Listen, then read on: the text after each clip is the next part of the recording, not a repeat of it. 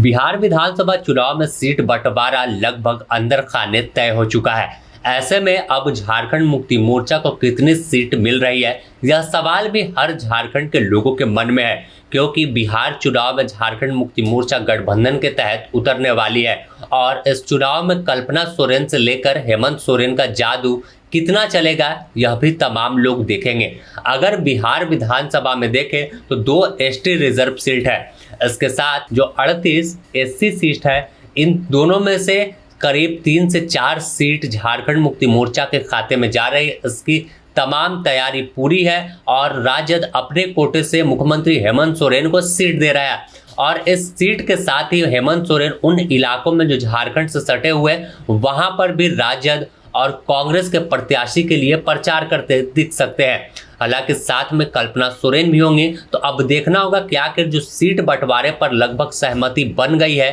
तो अंदर खाने से जो बात निकली कि 3 से 4 सीट पर झारखंड मुक्ति मोर्चा राजी नहीं था, 5 से 6 सीट मांग रहा था, लेकिन राजद ने आखिरकार जब बैठक हुई, सुदेव सोनू पहुंचे हुए थे, तेजस्वी यादव से मुलाकात की, उसके बाद तमाम सहमति बनी और हर कुछ तय हो चुका है कि कैसे चुनाव में एक मजबूत गठबंधन लेकर उतरना है। इसके भी आधिकारिक घोषणा की अगर बात कर ले तो हो सकता है 1 से 2 दिनों में खुद तेजस्वी यादव करेंगे कि कौन से गठबंधन को कितनी सीट गई। लेकिन झारखंड मुक्ति मोर्चा बिहार चुनाव में अब उतरती है तो इनकी जमीन कितना मजबूत है यह भी देखने वाली बात होगी। लेकिन एक बात तो साफ है कि कल्पना मुर्मू सोरेन और हेमंत सोरेन इंडिया गठबंधन की कई रैलियों को करते हुए दिखेंगे और साथ में तेजस्वी झामुमो की सीट जहां मिलेगी, जिस गठबंधन में इन्हें जो सीट मिलती है वहां पर भी झंडा बुलंद कैसे हो इसकी रणनीति पर काम करेंगे। तो पूरे बिहार में माहौल चुनावी है और नजर झारखंड के लोगों की हेमंत सोरेन पर है कि क्या हेमंत सोरेन का जादू बिहार में भी चलने वाला है और कल्पना का भाषण कैसे लोगों को कनेक्ट करता है। यह तमाम बातें इसलिए है क्योंकि झारखंड में जब विधानसभा चुनाव हुआ या लोकसभा का चुनाव हुआ तो उसमें पूरा माहौल कल्पना सोरेन ने बदला था। तो अब चर्चा पहले से ही थी कि बिहार का जब चुनाव होगा तो वहां झारखंड मुक्ति मोर्चा मजबूती के साथ अपनी दावेदारी पेश करेगी। हुआ भी ऐसा, अब 3 से 4 सीटों पर यह चुनाव लड़ेंगी और गठबंधन में अपनी दावेदारी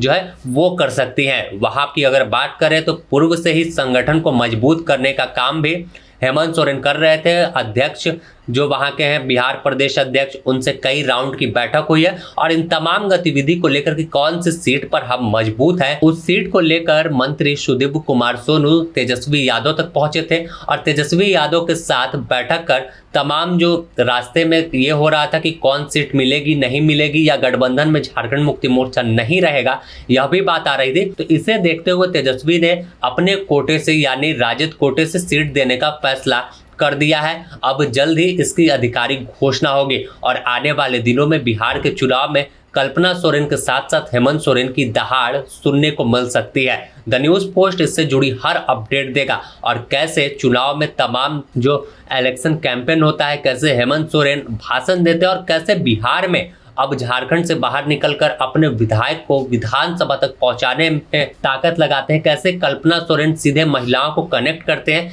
क्योंकि झारखंड के तर्ज पर ही वहां इंडिया गठबंधन ने माई बहन योजना लाकर 2500 रुपए देने का वादा किया। तो इन तमाम चीजों को भुनाने की कोशिश होगी और सीएम हेमंत जब वहां पहुंचेंगे, कल्पना सोरेन पहुंचेंगे, तो वहां की जनता को भी यह आश्वासन देंगे, यह वादा करेंगे कि हमने झारखंड में ऐसा किया है, बेटी बहनों को सम्मान दिया है, तो बिहार में भी जब गठबंधन की सरकार बनती है तो हम इस तरह से आपको हर समय पैसा देंगे। तो द न्यूज़ पोस्ट में फिलहाल इतना ही, से जुड़ी हर अपडेट आपको हम देते रहेंगे।